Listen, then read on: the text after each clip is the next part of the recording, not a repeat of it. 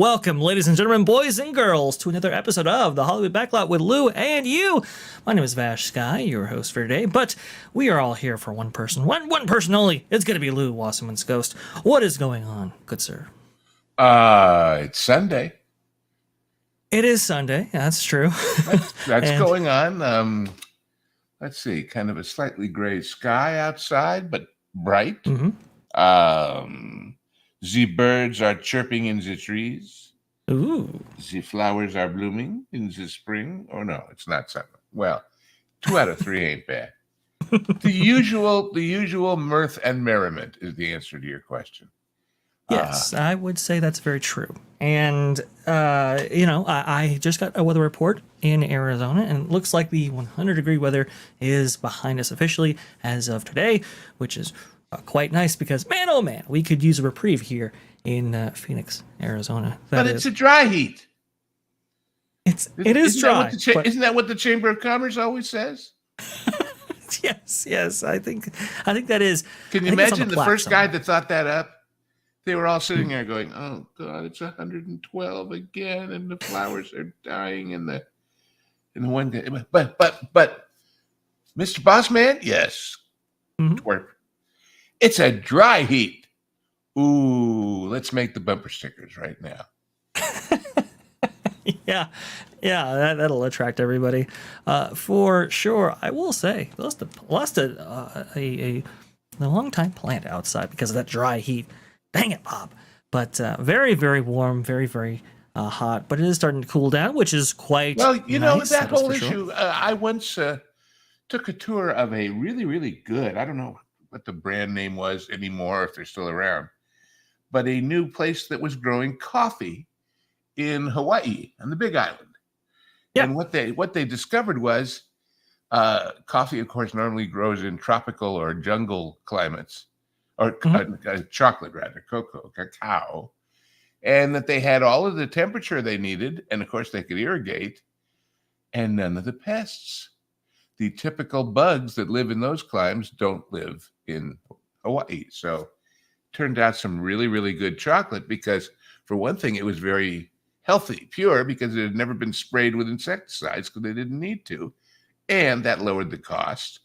And I guess it's highly alkali soil of the lava rock was good for it. Anyway, it was really good chocolate. So there are bright sides to all strange climate situations. I suppose so. All things considered, I'd rather have the desert than I don't know, swampy, mushy, cold, muddy, yuck, in the Midwest or someplace. So.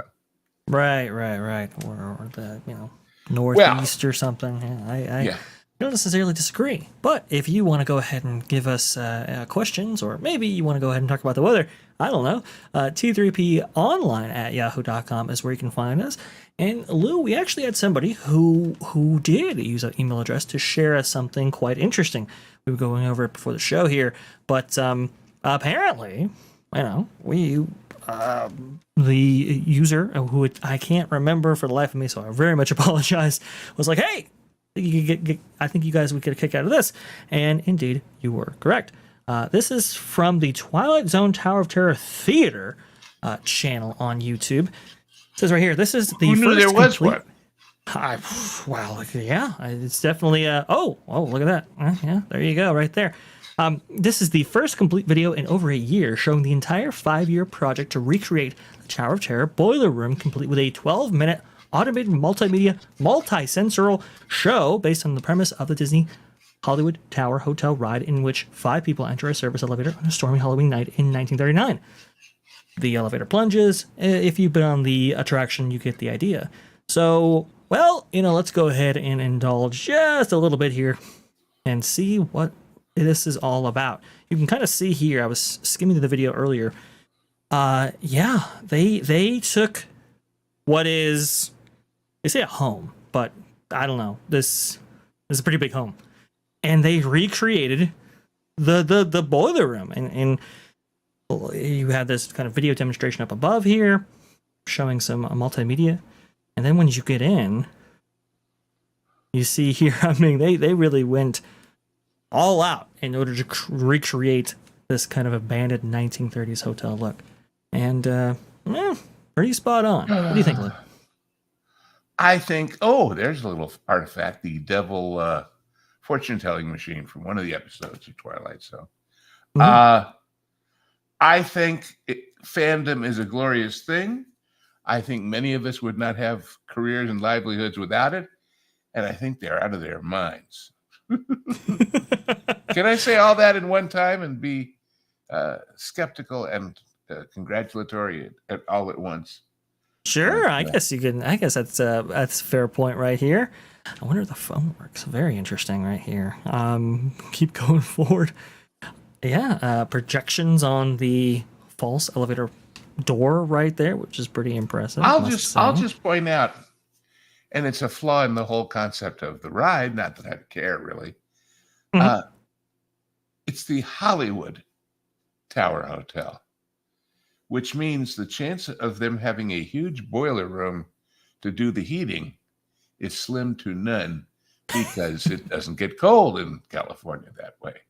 So, but aside from that, and who gave Rod Serling a VashSky haircut? Oh, that's a very good point. Why is his head so upright? He's one forelock shy of a Nolan Thunder due.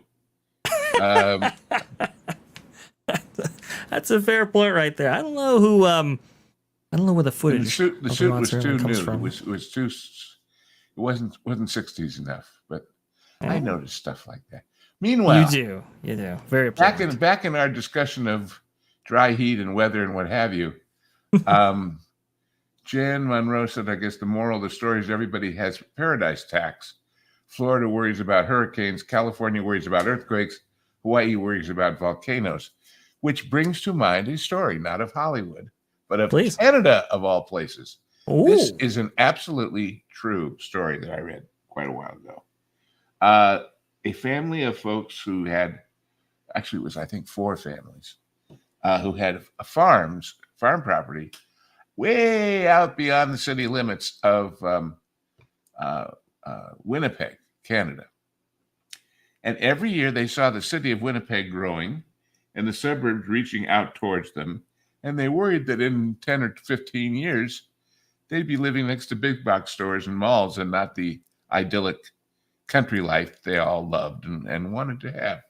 So they got together and kind of like, just to tie it into us in a reaching for it way, but it's true. They went to a kind of an efficiency and research company similar to good old Buzz Price looking for where to put Disneyland. And they said, look, this is what we like. This is what we hate. This is what we want. This is what we don't. And barring one factor, which is that they have to speak English, because we don't want to learn a whole new language, we will move anywhere in the world that fits our criteria with the stuff we like and without the stuff we don't. And they did this study and they picked the place. And these people sold their stuff, took their animals even, and lock, stock, and barrel moved halfway across the world to the Falkland Islands about 6 months before the war. So you can run, but you can't hide, is the moral of that story. I guess not. Great story, Lou. So, I think we all just have to adapt to where fate dumped us, so to speak. I guess so. Although I didn't, so who am I to say? I got up and got out, so you too can do that. Yeah. Anyway. No. You're exactly right about that. Yeah, you did get out and got out. And by the way, this thing about worrying about, the thing that always amazed me, and even though I've moved near there, I still don't get it. Every time they talk about hurricanes, you inevitably see these overhead shots from a chopper someplace in Florida of people in long lines at Home Depot or Lowe's buying plywood to board up their houses with. And I'm going, if you live there, and this is a regular occurrence, how come you don't already have that stuff? Why is it suddenly you're without all these things that you're going to need sooner or later? I don't get it. Anyway. It's a fair point. I mean, you should probably have some lumber stored somewhere. Well, I know people who have their house all, set up for it. I mean, they've got I mean, the stuff is in the garage, obviously, but they've got fittings on the window frames for, we know this piece goes here and it's all numbered. And Oh, gotcha. when the day comes, they can get it all set up in about 6-7 hours and be done with it. So anyway, I saw that they actually did a video showing them converting the house to batten down the hatches. That was interesting. Anyway. Very, very. Well, you know what's also interesting? What else? Please find something, because this is rapidly losing interest. Well, you know what isn't rapidly losing interest? The Genre Guys. The Genre Guys continues to be an amazing show there. Yeah, those guys. I believe it's hosted by Lauren Connor, Hangry Table, and some LW Ghost fella. I'm not quite sure. We three get together with the occasional guest star. And take a movie that you should all enjoy, and many haven't, and say, here's the backstory. Here's how it happened and why and what we think of it, and give you some things to rely on when the modern industry leaves you with 3 mediocre costume dramas and a drug shootout to be named later, so to speak. Anyway, yes, Who's Afraid of Virginia Woolf? Yes, Who's Afraid of That's Virginia the most Woolf? Recent one you can explain to people how that all happens, as far as absolutely when they are there and when they are here. And yep. So the newest episode of the Genre Guys always premiere on the WW Pro channel under exclusive to members only. So if you are a member, you can go ahead and indulge in the Genre Guys to your heart's content. But after 90 days, that's when they make their way here, free of charge, with ads, of course, but with a higher production value than you may have seen over there at WW Pro. The reason being, when we do them, although they're not live, we do them on the fly. We get together, and Hangry, as our host, collects up some stills. But basically, it's us talking. And with 2 out of 3 of us not even physically on screen because we use these doppelgangers, it's not as visually interesting as when that master of all editing, you go through and enhance it with more graphics and more polish and more panache and show them on here. It's the same but different. Same but different. And I try to provide a reason for, if you did watch the original Genre Guys episode when it originally premiered, maybe a reason to go back and revisit it. So that is the intent there. But as I was editing that video, I thought it was very interesting. I know we've talked about it before on Hollywood Backlot with Lou and you, but we have a lot of new subscribers, we have a lot of new listeners, and obviously we're in a live format now. Lou, I wanted to go ahead and bring up a little thing called the Hays Code. Lou, could you walk us through it just a little bit? Well, the problem, you have to remember that although, of course, Hollywood movies go around the world, the primary point was to entertain America. And in those days, different areas, different regions, different cities had morally upstanding good people who didn't want anybody to see anybody's privates or publics or whatever you'd want to call it. And so the problem is, I cannot economically do what you do, what you just described, which is to do a re-edit of something later, but to have to do 10 of them at once, to do one for Boston and one for Phoenix and one for LA. And so, because these various groups, most famously a thing in Boston called the Catholic League of Decency, which would literally tell their audiences who are of that faith that it was a moral or a venal sin to literally watch the movie in its current form, the industry decided to do it for everybody, to have a standard that all movies that came out of the industry would follow, that was meant to be a guarantee of safety to people and parents and those who weren't willing to take a plunge. based on the fact that there'd been a lot of licentious movies in the very early days of Hollywood. There was some pretty out there stuff going on.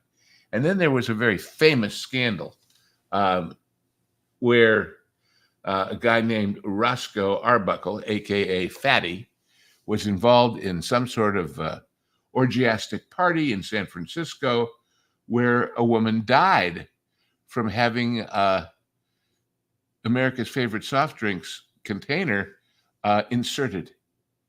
So not all things go better with Coke was the answer to that. But anyway, they decided they would have this code, and they hired to run it a guy named Will Hayes, who was a judge and a famous killjoy. So that's the Hayes Code. And it said things like, if it was a married couple who have children in the story and therefore presumably have visited each other's naughty spots, that you could not photograph them in the same bed at the same time. They had to be, it was always doubles and not, or twins and not a king size. Or if they were sitting on the bed, they had to always keep one foot on the floor. And there were all kinds of rules. And as time moved on, movies started challenging them. And this one certainly did. Those who don't know the movie, it began as a play on Broadway that shocked Broadway with its language and with its depiction. It wasn't so much that it was about sex per se.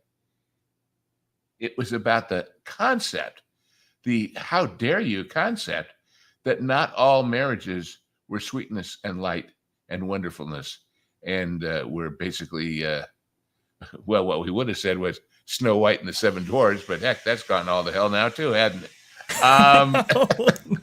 That's a fair but point. Anyway, and the question was, you're going to make a movie of that play that everybody was so scandalized by? In fact, the story goes that when they were making the movie and they brought in all the various executives of their marketing people and their distribution people, when it was still in rough cut, to the studio for their first look at this new product they were going to have to go out and sell, the reaction from the people within the studio was, "Oh my God, we made a dirty movie." And it's not really a dirty movie. There's some angry people saying some angry things. But anyway, so basically they paid off the Hays Code people to put it out the way it was. And it was one of the many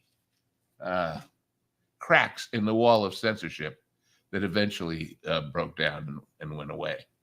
And apparently that had been going on since the 1940s. This kind of dissension from the Hays Code. Yeah, this famous well, photo. they tried, but obviously it was an institution, the code. And by the way, the same motivation. The institution was there to save them money and make things possible monetarily that otherwise wouldn't be, as far as making different edits. That's where PG and R and X and all of that came from. It was a latter-day version of the same thing, was to have a standard edit of every movie that everything adhered to. So anyway. And the MPA, or the Motion Picture Association, gets started, about 1968, if I'm not mistaken? And that's when it was reconstituted in those days. And I see. Lou Wasserman had a great deal to do with who was chosen to run it. Oh. And that was Jack, who had worked. Lou and LBJ, for whatever reason, were very close. And one of LBJ's lieutenants, who was also known to Lou, was wound up being the boss of the MPAA, whose primary purpose was to keep America wholesomely entertained.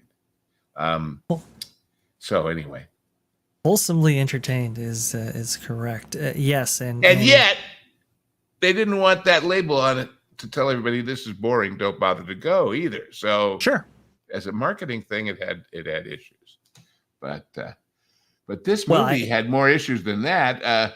for one thing, the play on Broadway was such a hit.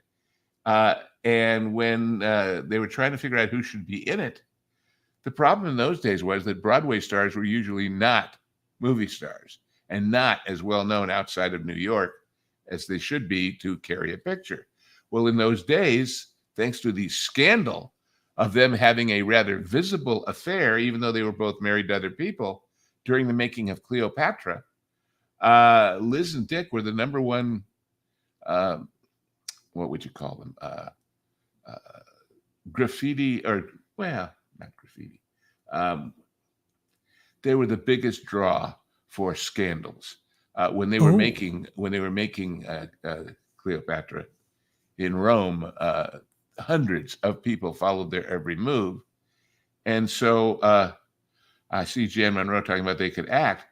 Well, Dick, when they approached the two of them to do this movie, basically told her, "You're not good enough to carry this part. And you'd have to look 20, 30 years older than you do and put on weight." And they did all that. And she got a good wig and good wardrobe and sold it, baby. It's a hell of a movie. If you don't know it or you haven't seen it, maybe watching this genre, guys, will give you more reason to try. Anyway, and then, of course, the other two stars, it's a 4-person story, are Sandy Dennis and George Segal. And if you don't know, Liz and Dick are a couple who, her father is the dean of a small upstate New York or downstate New England traditional college, university. And there's a faculty party to introduce to everyone the new couple in town, which is George Segal and his wife. And they invite them after the party at like 2 a.m. to come to their on-campus house and just get to know one another. And they certainly do.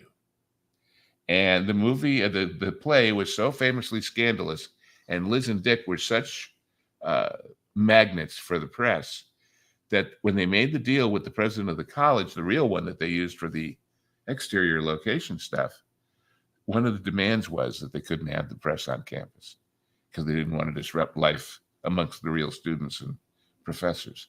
When you see the movie, the exterior of their house is on a soundstage too. So some of the driving around and the public areas of the campus, the parks and things, and a diner where a big part of it takes place, that's all location, but all the rest happened on the backlot. So great set design, great costume design. And of course, these two amazing people. Yes, definitely amazing acting by all the cast involved right there. Lots of different crazy and directing stories. by a brand new director who had done the play on Broadway, but had never made a movie before. Really? Who was a guy named Mike Nichols, who you now know very well, of course, because he's made so many. And by the way, did you know Mike Nichols was not American? He was born in Germany, or Austria, I forget which, and changed his name. And so there was all kinds of weird cross-cultural stuff going on. Anyway, it's a great picture. It's well worth watching. A great picture and even better genre, guys, I would say. But it was, oh, well, thank you. But it was, God, it was pretty darn scandalous in its day. And the movie, I mean,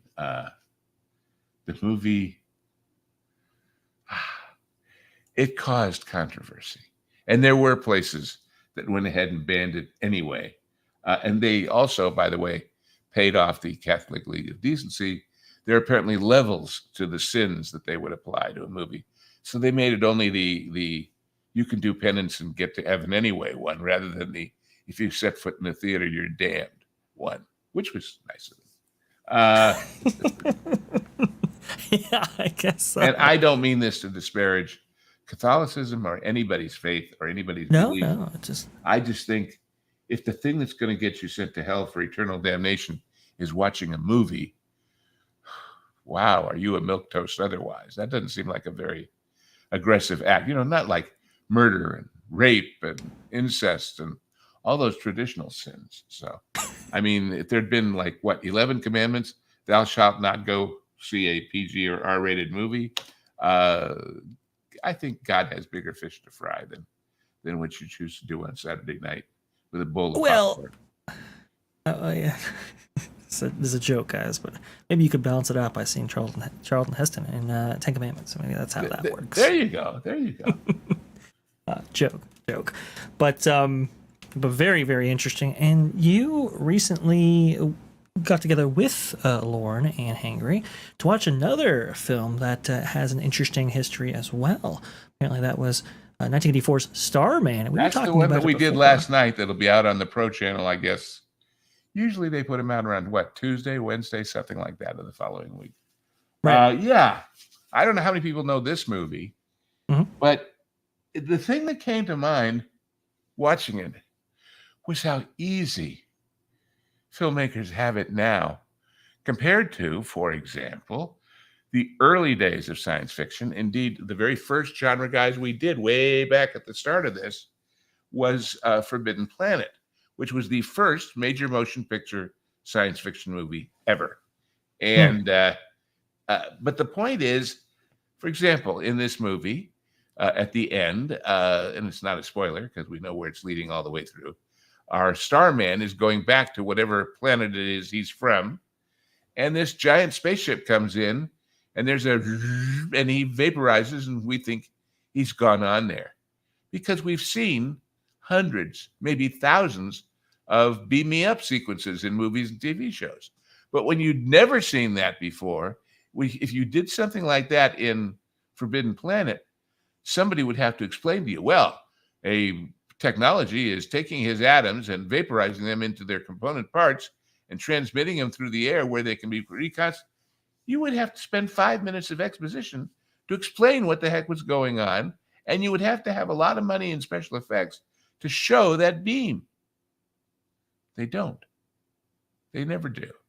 In fact, I remember reading that in the latter days of the original Star Trek series, there would be these scenes, and you can go find them in various episodes, but especially the end of the season ones or the end of the show ones, where Kirk would say, beam back to the ship, and the people in question would walk out of camera, and while the rest of the scene was going on, you'd hear the transporter sound effect in the background, implying that, yeah, they went, but you didn't actually see it because the amount of time and money involved in creating that visual effect, they wouldn't get the show out on time to go on the air.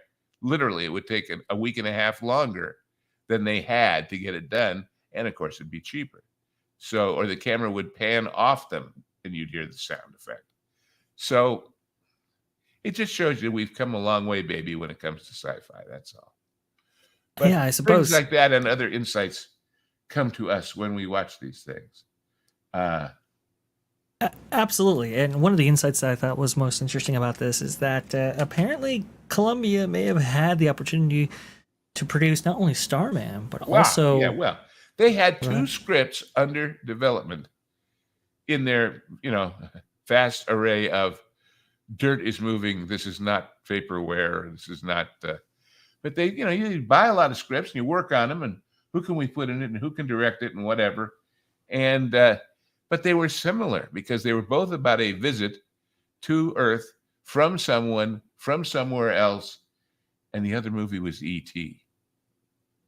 And when they got a little further along with them, they said, these two are going to be in their way so similar that we can't really do both of them. It would be competing against ourselves. And even if they were both good returns on the money, it would lessen the ability of any one of them to do brilliantly. So pick one to keep going with and get rid of the other one, by which they mean they put it in what's called turnaround, which means they sort of announce to the world, we're not going to do this when anybody else want to pay us to buy it from us. The one they chose to reject was E.T., which got bought by Universal. And then, of course, Spielberg made it, and the rest, as they say, is history. But they were being made at the same time. And the people at Columbia, when they saw E.T. come out first, said, we can't compete with that. It would be throwing our money away. This movie was finished, done, sitting on the shelf, waiting to be released for nearly 3 years, which is how long they thought it would take before people either forgot or were willing to ignore enough of what they liked about E.T.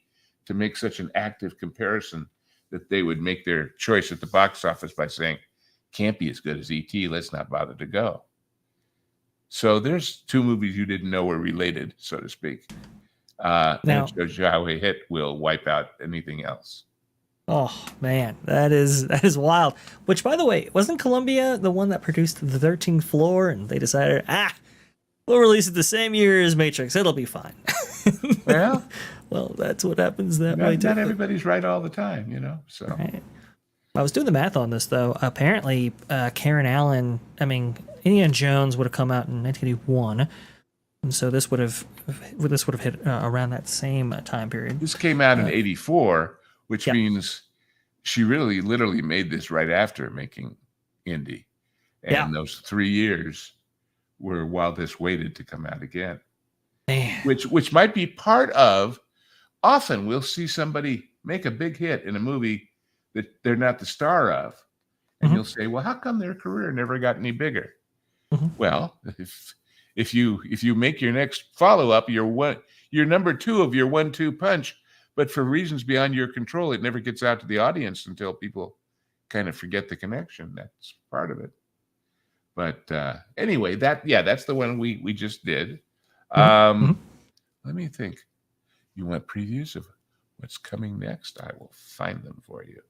No problem. Let's see. But I find it very interesting because apparently Disney did have the ability to produce CT as well, and they rejected it, not because of any script problems or anything else, but really it was over rights and royalties attached to John Williams being involved in doing the music for that picture. Apparently Steven Spielberg was very attached to John, as well obviously he would be, and Disney wasn't having it. And so that's what told Steven, hey, I'm going to take this over to Universal and produce it there. Well, I don't know that story, but it's certainly possible. The next couple that we're doing, and we've got lots of movies on the schedule, but we're always willing to listen to ideas from people about what they'd like to have us do. Sure. Next time is one that I brought to the table that the other guys didn't know very well, that if you want something, the farthest thing from a romance and the farthest thing towards a pretty darned, a pretty scary story, a pretty, maybe perfect for those of you looking to put together a Halloween movie list, a movie called Manhunter, which may not be familiar to you, but I think you'll know one of the minor characters, because this is the movie which they remade later as Red Dragon, different people did, but which in between was the source of Hannibal Lecter and Silence of the Lambs. This is the movie with the profiler who is the same character, I think it's Will something. Anyway, the same character who is Jodie Foster's boss back when he was the #1 profiler and was searching for a killer and had just become famous because he caught this crazy guy named Hannibal Lecter. And it's Brian Cox who plays Hannibal Lecter in this version of the story, which is really interesting and good. And it's directed by Michael Mann, he of Miami Vice fame. Sure. And it's pretty damn brilliant. And then for something completely different, the following week, we go back to the original, the classic Errol Flynn, Basil Rathbone Adventures of Robin Hood, which I don't think most of you realize, because you've probably seen it on TV a million times, how big a movie that was. That was a Star Wars level success, and not expected to be. Then for something completely different, we're doing Police Academy, believe it or not. And then we're bringing Marvin the Movie Monster back because that week is Canadian Thanksgiving, and therefore Hangry is otherwise engaged. So Marvin's coming back. We just did Superman with Marvin, as you know. and he's going to be. We're going to make him kind of the original of long series guy, at least so far. We're going to do the original Rocky, and then after that, we're going to do Falling Down. Which never mind. You'll believe a man can fly. It'll be you'll believe that Michael Douglas can wear a crew cut. That is a very interesting movie, by the way. Yeah. I cannot wait for that one. And then we wanted to do something for Halloween, and everybody talked about different movies by this director, and Lorne thought one of his less known, but he thought better movies was Sleepy Hollow, as opposed to the obvious like Nightmare Before Christmas and what have you. And then we're going to do Get Shorty. And then we wanted to do something for the election, but not be partisan. And that's hard to do. I mean, there's some great election movies. Probably, I'd say the best known, appreciated is Redford in the movie, what is it? The Senator, the Candidate. And Peter Boyle is his production manager. But that's Republicans and Democrats, and we don't want to get into that. Sure. So we're doing my favorite election movie, which is called Election, which was pretty much, I'm not sure literally, but pretty much the debut for most audiences of Reese Witherspoon running for a high school student body president and out to do anything she can do to win. And Matthew Broderick as the teacher who has decided she must be stopped. And we have many more planned after that. But that just gives you an idea of the range of movies that we choose. And basically, aside from their quality and aside from their interesting uniqueness in maybe backstage stuff, why we pick a movie for this series is real simple. It's got to be really good in its own way or really bad in its own way, as a couple of them have been.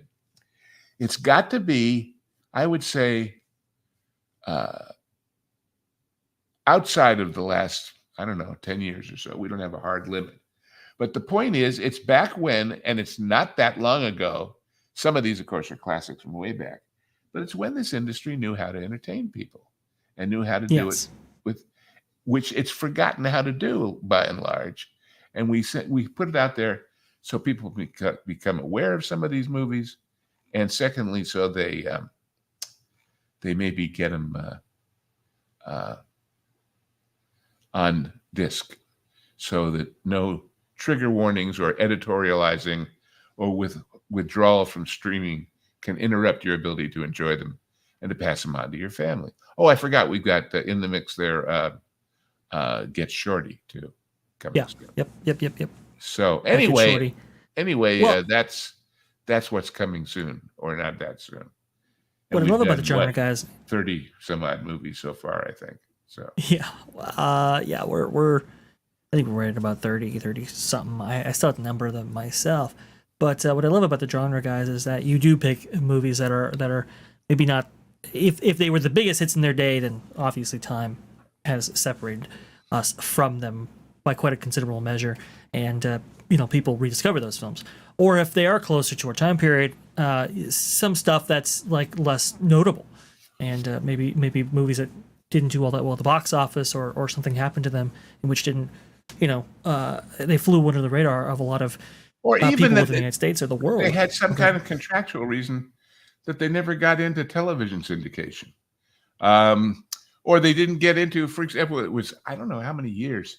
Seems to me it was like 15 or 20 years before John Wayne's The High and the Mighty got out on disc, because there was some kind of complicated rights issue involved that didn't let it get released.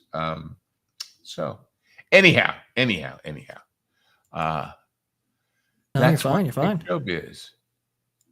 Absolutely. Well, yeah, that is what makes showbiz. I have a showbiz question for you, Lou. Actually, my mom does. My mom was like, "Hey, ask Lou this." I was like, "Okay, I will ask him." But before I get to that, if you guys have any questions yourselves, so why don't you go ahead and put it in the chat right now? I'll go ahead and star those up for Lou and make sure that your question gets asked by the one, the only LW Ghost right there.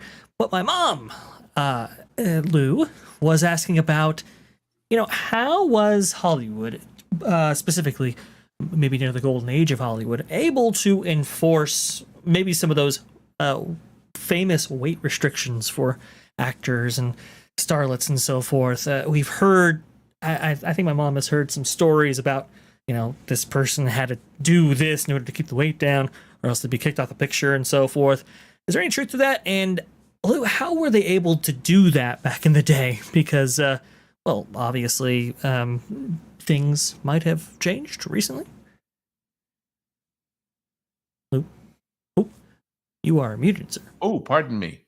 When you signed a contract, you were told we will give you, fame and wealth and attention, and you will sell us your soul, or at least your calorie count. Well, and there were multi-picture deals too. Well, it was not so many. It wasn't measured in the picture. It was measured in time. The standard Hollywood contract was a 7-year contract.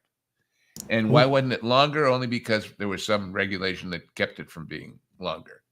Personal service contracts could only run 7 years. However, that caused, and as far as the direct question from Mom, the answer is hopes, dreams, and a lot of epicac. Right. Well, but it wasn't just that. It was morality clauses and all kinds of things. But the deal was, the 7 years said you will get paid every week, just like a steel worker or box boy or anybody else. And we will tell you what to do as far as what parts you will take. And when, as often happens, some of these very fine actors and actresses, and for some reason it was more the actresses who fought than the actors. You want me to play what? I don't want to. I think that's beneath me, or I think that's not the kind of part that helps my personal image, or whatever reason you gave. I don't want to do it. And then the studio would say, okay, if you won't do that, fine. But for those weeks that you would have been working on that picture and are not, we're going to suspend you, not pay you. And we're going to take those 12 weeks, 15 weeks, and add them on to the end of the 7 years. Ooh.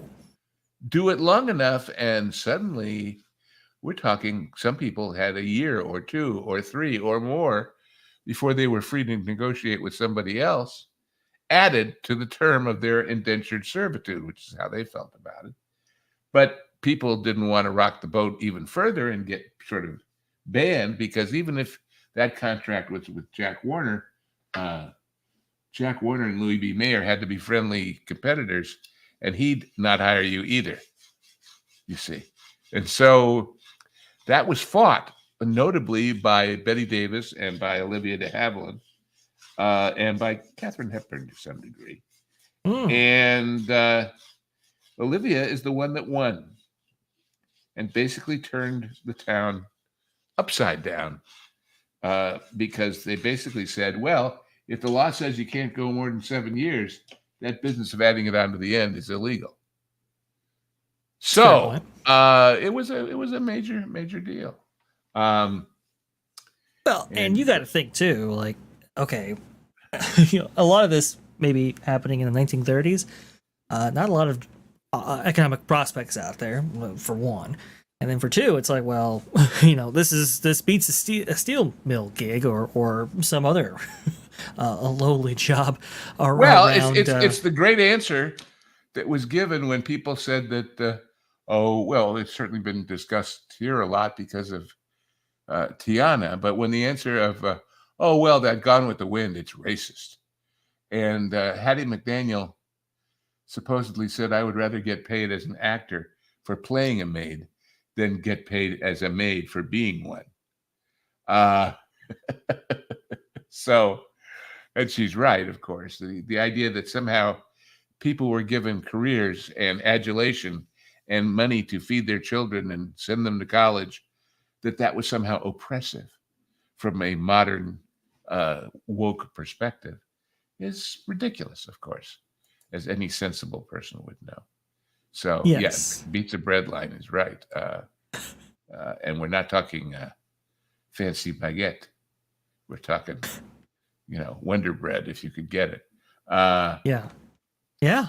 Oh, I mean, most assuredly. And, obviously, the Hollywood players at that time held a disproportionate amount of power, and so look, if there's something that you have to do in order to put food on the table, or not to have your contract extended, or any of those things, I could see that's a lot of incentivization to work and do whatever was necessary in order to star in those pictures. But I mean, it's just a fascinating time period. Do you see the company, I'm sorry, or the industry correcting in such a way that I don't know, gets us back to more of that? You gotta remember, the very first article I wrote for that Park Place was, if you can go back and search for it, or I don't know, Vash, if you want to put the link up. It was about time, and about the fact that if everybody's, oh wow, we're all a bunch of woke, wonderful people, and the world has changed, and we've changed history, and we no longer approve of this stuff, and blah blah blah blah blah blah. Let's make a bunch of movies about it. Takes you what, a year to get the script together, minimum, and then another 6 months or a year of casting and pre-production, and at the rate they go now with reshoots, another 2 or 3 years to actually make the movie. And guess what? All of your wonderful enthusiasm about how the world has changed and history is different and everything is just, by then, you have to remember, first of all, with feature films, you take longer than TV shows. You take longer than magazine or website articles. Well, time has undone you, because the current zeitgeist, that's a fancy word for current world of opinion, has tried it, didn't like it, moved on, but you're still making it. And here comes your movie that you spent $200-300 million on, that is obsolete before it ever gets to the screen. In a way, it's the reverse of what we were talking about with Starman, in the sense that rather than hold something until the air has cleared, you put it out there when the air is cleared and gone. So there's a lot of that. There's a lot of that involved in just the simple time it takes, and how the world can change attitudes, that what you thought was going to be, well, everybody's going to be like me. Surprise, nobody is. Everybody keeps bringing up the famous quote, and it's attributed to various people. I saw somebody online putting it in a different election and a different time. But the story, as I heard it, was for Reagan's landslide, and that Pauline Kael, the famous movie reviewer for, New York or New York Times, anyway, that the morning after, when Reagan won like all but one state by a huge plurality, Yep. These people were in shock and said, I don't understand it. Nobody I know voted for him. Because, of course, they live in their own little intellectual bubble. Right. Now, if they're right, if the world really does make a change, and I would say one of the most interesting changes in media is not political. To me, the one that absolutely shows how society can just draw a line and decide we don't want to be like that anymore is smoking and drinking. And it used to be that everybody in the movies, on TV, drank or faked it, like Dean Martin and whatever, or Foster Brooks. And suddenly this outfit came along, a charitable enterprise called Mothers Against Drunk Driving. And suddenly the funny drunk disappeared from our culture as a matter of a plot and of fun. And people lost their livelihoods. I mean, seen Foster Brooks lately, you know, it just, and it would be every night on television and but that's fast and mostly not so fast. That's a good idea. I'm just looking at the chat here. The Last Hurrah. That's a real good idea. Anyway, thank you for that, Nook. I guess that is. Yeah. There's some really great footage of, I don't know, I think it was from the 1980s when they started to pass laws in order to, prevent drunk driving and obviously, regulate. Well, the one that they literally tried to do was smoking. There was a whole campaign in Hollywood that said if people smoked in the movies, it encouraged people to smoke, so therefore we shouldn't do it anymore. But I don't know. I guess if your goal is to change society, you've got a much more difficult task and probably a much more futile one than to make a story with characters that people will care enough about to watch. So anyway, we wandered all over the place. Where were we? Oh, no. We are just fine. We actually have a question here. Let's see if I can go ahead and bring it up. Let's see here. Sorry, do apologize about the wait. Jan Monroe asks, Hollywood on life support seems to be a popular headline. Do you think Hollywood is becoming less relevant? Yes and no. The institution, the monolithic politics of the institution, the predictable slant of the institution, even people who might agree with it politically don't like it being shoved in your face. The idea that preaching at you and telling you what a bad person you are if you don't agree with them is entertaining is a mistake. And you pay the price. You pay the price. Or should. Yes. Well, I do remember the celebrity culture being, hitting its probably apex in 2019. And then in 2020, something happened. Well, I mean, a lot of things happened in 2020. No, don't get me wrong. But when everybody, was losing their jobs or had their businesses shut down or the lockdown started to be in full effect, there was this compilation. I think it was produced by Gal Gadot originally, and then obviously it enveloped many celebrities and stars. I forgot. It was like I believe a John Lennon song, if I'm not mistaken, that they were all kind of chanting and sharing and stuff like that. And it was very out of touch. It was very tone deaf, at least from the large portion of the populace that I saw reactions to. And people just kind of tuned out in a big way to celebrity culture, Hollywood culture. Well, go ahead, Lou. When you're sitting at home because of the lockdown, because of the COVID, you got a lot of spare time for navel gazing, don't you? And when you don't have a good friend to sit with a drink at and say, what do you think of this? And he looks at you and says, well, that's crazy. Here's why. When you don't have a sounding board because everybody's isolated, you start thinking you're a genius when you come up with something that isn't quite so genius. So that's just a natural, that could have happened with any issue. But when you're in the business of telling stories, you start deciding you can't tell them all, and you pick the ones you want to tell. And if you think somehow, look, it is not new to lie about your opponents. It is not new to attempt to characterize people you don't like for whatever reason, and however morally justified you may or may not or may think you are, and may be doing it just as a game. Trump isn't the first candidate that other people didn't say was Hitler. It's not new. What's new is when you control all the people saying anything that get through the financial filter of the ownership of the media, you do a lot of it. And especially when you have a world where maybe a lot of kids, sorry, kids, I don't mean to belittle you, but a lot of kids might not even exactly know who this Hitler guy was and what he did. And there I said his name twice. Oh, God, Vash, I'm so sorry. Hey, YouTube, I just met some strange guy who was over there in Germany, even though he was Austrian, doing bad stuff. Yeah. But, and there's an example when they won't even let you mention his name, let alone the truth about him. Yeah. You're going to confuse a lot of people. And people are going to buy your stuff for fun and profit. So, yeah.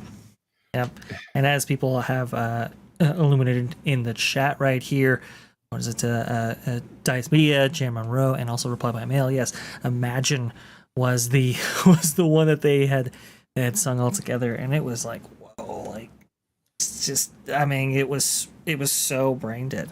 preposterous of an idea to try to leverage that song on the American people like that, but yet they did, and that just shows you how out of touch they were, and yeah, the cringe Well, factor. look, Jan Monroe in the chat mentions Ellen Yep. DeGeneres Yep. complaining about how bad she had it. Mhm. Well, you know what? That wouldn't look so hypocritical if we hadn't been treated to tonight tour Ellen DeGeneres' fabulous Hollywood home. There is the problem with using people's success as as a topic of conversation, as camera fodder, is that people are going to draw conclusions from that. People are pretty uninterested in being envious and competitive with their neighbors or with their perceived peers, as long as you don't rub their nose in it. But if on the one hand you make it a big deal, and on the other hand the big deal reveals that what they say about it is stupid, well, you opened the door. You invited the situation. There's no reason for any of us, because we all live and work and shop and have connections with people around us, to assume that everybody out there is wonderful and marvelous. But if the whole press agentry of their profession means that they've been decided to be sold to us as sweet and nice, and then it comes out they're not, you not only are angry that they're not, you feel cheated that you were sold the opposite. I think, and I'm not trying to be who you should vote for political here, but when everybody is selling you the candidate as a wonderful, marvelous person, but then the story comes out that I think it's something like 96% of everybody who ever worked for Ms. Harris on their staff quit because they found working for her to be an abusive relationship. Oops, maybe she's not so nice. Does she have to be nice to be successful in that job? No. Well, to some degree, to get the job maybe, but not to do the job. I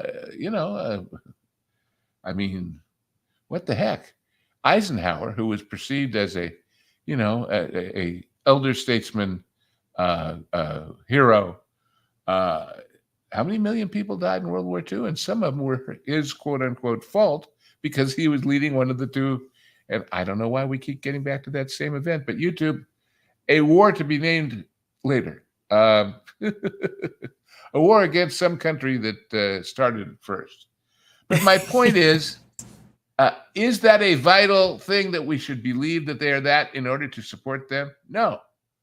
But if that's what you've chosen to tell us, sweetest, most marvelous, most wonderful, most fantastic, and yet numbers come out showing that 96% of the people who really work with them every day choose not to, even when it means walking away from a job, a salary, prestige, connections, and all the other things that go with it. Wow, that must be some kind of really major bitch that people won't, and people of all races and genders and everything else. So anyway, I guess what I'm trying to say is, if you live by the publicity, PR, image-making sword, you may die from it. Whether you're a movie or a movie star or a politician or a news reader or whatever. Right. That's just the way it is. Anyway. It is just the way it is, and apparently things are getting very interesting. Now, I would normally talk about this at any opportunity because I think it is a fascinating story. However, we are still looking into a lot of the reports coming out today.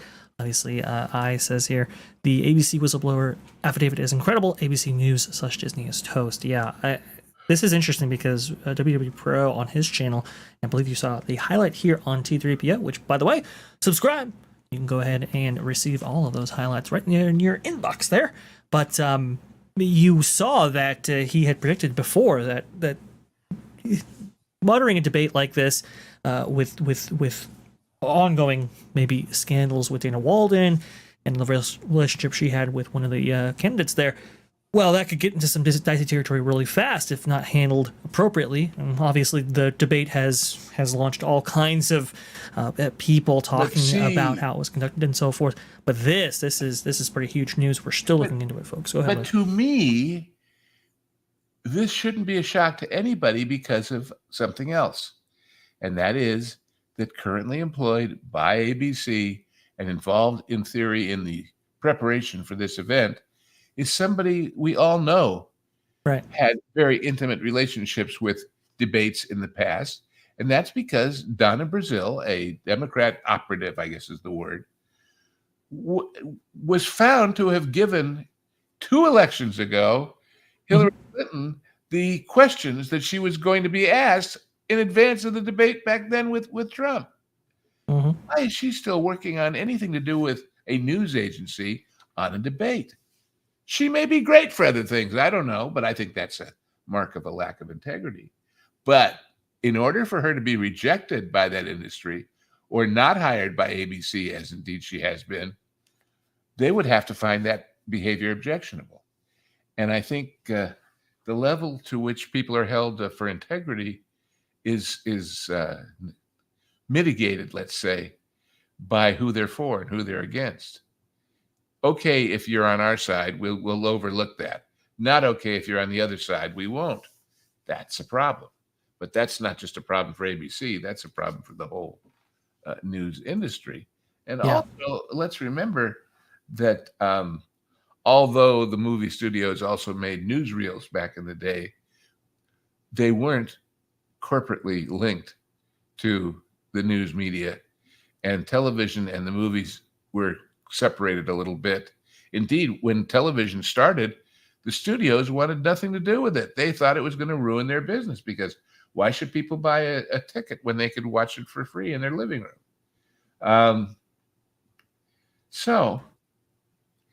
The consolidation of all of these ways of reaching us, it has been a problem, no doubt about it. It has, and that's why. Yeah, correct.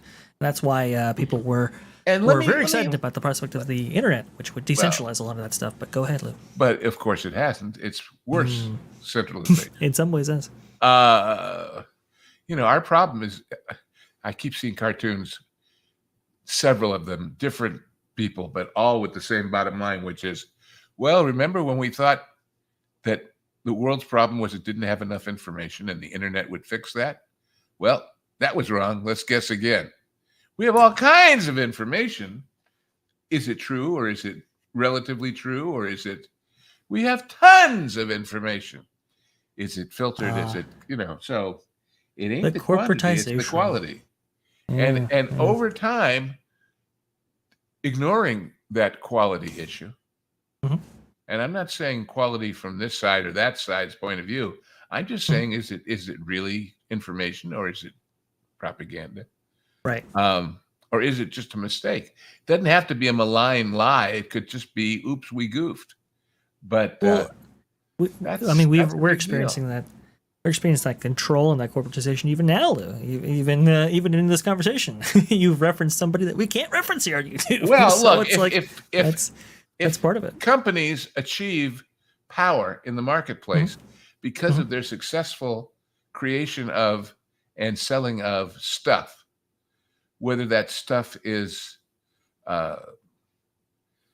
your allegiance to a certain brand of nightly news or your desire for a certain kind of popcorn bucket, then mazel tov, more power to you. Do the best you can do, and if it reaches success in the marketplace, swell. But if that then gives you the power and the motivation to indulge your personal beliefs as if they were, writ on tablets from God, and therefore should be defended, promoted, and all others made ineffective by comparison, I think that's above your pay grade, Bob. Indeed. And when somebody with a higher pay grade says, bribe me with advertising, with money, go fund yourself. And you don't learn the lesson, suddenly they don't like you as much anymore. Have you noticed? Yeah, Suddenly I we're getting all do. these stories like that, basically redo of the Sherman story from years Yep. before. But The Palace Coup, the yeah, Magic yeah. Kingdom New York Times article. And, Oh yeah, and that one and too. and you know, as I said when we've discussed it in other areas of these networks, Sure. um, the part about all that story of the great Bob versus Bob battles is how totally ignorant of each other they seem to have been. Totally and completely ignorant of personality, maybe because their personalities are too close to each other's and they didn't see it as a problem because it's not a problem when it's me. But the idea that Chapek would sign on, not thinking Bob was still going to be there on top of him, even though he had the title of CEO. Boy, was he stupid. Clever, smart guy, very accomplished, did a lot of things. Mm-hmm. But talk about a fundamental blindness or ignorance to the fact that he was on a very short leash is astounding to me. He worked with the guy for years and years and years and years. And by the Right. same token, Iger's thinking that he'll just fall in line, equally stupid. Maybe they're just so much like each other that they couldn't see the forest for the trees of their own ego or something. I don't know how to describe it any better than that. Oh no. No, I think Anyway. I think you're right, and it was fascinating to see, like you said, Lou, the blind spots he had for Chapek, and apparently what we are hearing is those blind spots are developing for Dana Walden. Dana Walden, who's the front leader in terms of the prospective succession candidates for CEOship of the Walt Disney Company. It's coming down to 4 people, as prominently shared on the media and everywhere else. But Dana Walden is clearly in the lead, and apparently there are insiders who are saying he is making the same mistakes that he did with Chapek with Walden. And Walden, he's even more problematic because at least Chapek wanted to bring Disney to Chapek made money. Right, exactly. The stock price was $220. What is it today, class? And then tell me how when we got rid of the guy that did that, we then had to fix things. If it ain't broke, don't fix it. You would have thought so. I mean, look. But see, that's the same thing as this problem with how do you keep score that I've been mentioning over and over. When the score is not how many tickets did you sell? It's how many memberships in a streaming service did you sell, improve, lose, retain, and measuring that is iffy. That's an iffy process. And the article goes into, okay, well, we got rid of Chapek because of the losses incurred from streaming at that time. I believe it was a devastating earnings call of November of that year, which precipitated Iger replacing Chapek. But it's like, well, that's when peak losses would have arrived for Disney Plus anyway. There was no getting around that. So, like you said, don't fix what isn't broken, because obviously there were more moves to be had, and Chapek was making those moves up until he was upended. Yeah, well, you've put out all the capital to build the factory, but you're not judging it after the product is out there. Sure. You're judging it when the factory is about to go into production on the product you hope justifies the factory. And when you gave the numbers for building the factory, you said this is going to take X number of years. But, we didn't really mean it. You didn't make money yesterday. Gone. The answer is, when they do things like this, they do them because they can. When they give you the reasons that they want you to believe, they're usually never very good because they're not real. So, but we're way afield from our we are way afield, beat, aren't we? So, well, we are, and we'll I mean, I think I think it was good to do it, but if we go much further in that direction, we're just sort of asking for trouble. All I'll say about Walden is this. We have 4 people running 4 different things that are the component parts of our business. None of them are doing very well because we're losing money. But one of them is consistently creating very expensive flops. Let's pick her. Yeah, exactly. Amnuk, I believe, This is very interesting. Walton admitted passing on good projects because they didn't meet her arbitrary DEI criteria. I haven't seen that report yet. Amnak, if you could, go ahead and reach out to us Oh on well, the T3P. I don't know if she said it, but the company said it. I'll never forget just being shocked when the company said, "Well, we've been presented with pilots and scripts for Disney Plus that are some of the best pilots and scripts we've ever seen, but because they didn't toe the line on DEI and our beliefs, we rejected them." And I'm in the back of the room raising my hand and saying, "Excuse me, is there a rule that if you say no, nobody else can say yes to what you're admitting are better products than you've got? And if they run opposite yours, aren't they going to win?" And then when you take that one step further and apply it to who they will permit to advertise on their channels, which they also did, they said, "Well, we're being very picky about whether we'll let you be one of our advertisers. So if I tell you, we think you're evil, awful, sexist, racist, whateverist people, so you don't get to come play in our sandbox. You're not the only sandbox in town. There is no zero-sum game that says Disney buys your movie or your TV show or lets you advertise, and therefore you can't." So that just drove me crazy when they started saying Oh man, it is wild. It is absolutely wild. Amnak, if you have any information regarding that, please go ahead and reach out to me on either. It would be Twitter like, or it would my be, imagine in the 30s and the 40s, a young actress comes along and she's got beauty and style and sex appeal and all the good things you want a young actress to have to sign her to a contract. But you find out that she doesn't vote for the same people you do, and you reject her.